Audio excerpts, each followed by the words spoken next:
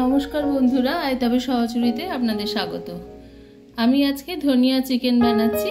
এর জন্য আমি চিকেনটা পরিষ্কার করে ধুয়ে নিয়ে তার মধ্যে অনেকটা টক দই মাখিয়ে দিয়েছি।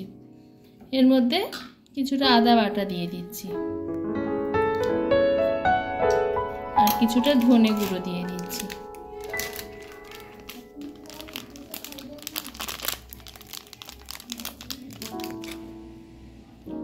কিছুটা নুন দিয়ে দিচ্ছি স্বাদ অনুযায়ী। এবার এটা ভালো করে মেখে নিচ্ছি। কিছুটা কাশ্মীরি লঙ্কা দিয়ে দিচ্ছি, দিয়ে আধ ঘন্টা ম্যারিনেট করে রাখছি ঢেকে। কিছুটা কাজু বাদাম আমি গুঁড়ো করে নিয়েছি, তার মধ্যে বেশ কিছুটা ধনেপাতা আমি পেস্ট করে নেব। কাজু বাদাম আর ধনেপাতার পেস্টটা আমি একটা পাত্রে তুলে নিলাম। সেবার মিক্সিতে কিছুটা ধনেপাতা দিয়ে দিলাম আবার, আর কয়েকটা কাঁচা লঙ্কা দিয়ে দিচ্ছি, দুটো মতো পেঁয়াজ কুচি করে দিয়ে দিচ্ছি, আর কিছুটা রসুন দিয়ে দিচ্ছি। দিয়ে এবার এটা পেস্ট করে নেব। মশলাটা পেশা হয়ে গেছে, এবার এগুলো আমি মাংসের মধ্যে দিয়ে দিচ্ছি। এবার ভালো করে এটা মেখে নেব। এর মধ্যে বেশ কিছুটা সাদা তেল দিলাম।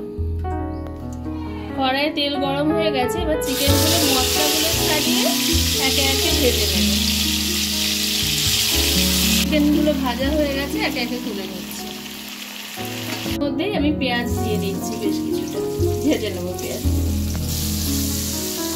পেঁয়াজগুলো ভাজা হয়ে গেছে, এবার ম্যারিনেট করা যে মশলাটা ছিল সেটা আমি দিয়ে দিচ্ছি। এক্সট্রা ম্যারিনেটের মশলাটা আমি দিয়ে ভালো করে কষে নিচ্ছি। মশলাটা তেল ছাড়া হয়ে গেছে, ভাজা চিকেনগুলোকে দিয়ে দেব। মাংসগুলো একটু ঢেকে ভালো করে কষে নেব।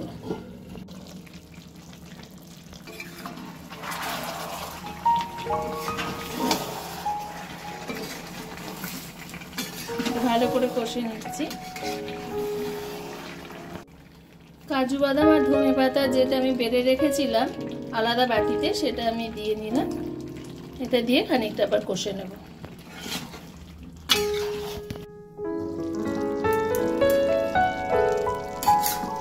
এটা প্রায় হয়ে এসেছে। আমার ভিডিওগুলো আপনাদের ভালো লাগলে অবশ্যই লাইক, কমেন্ট ও শেয়ার করবেন। সাবস্ক্রাইব অবশ্যই করবেন, তাহলে আমার খুব ভালো লাগবে। এর মধ্যে কিছুটা লেবুর রস দিয়ে দিলাম। এতে আমি একটু জল না দিয়েই করেছি। তৈরি হয়ে গেলে ধনিয়া চিকেন। আপনারা সবাই ভালো থাকবেন। নমস্কার।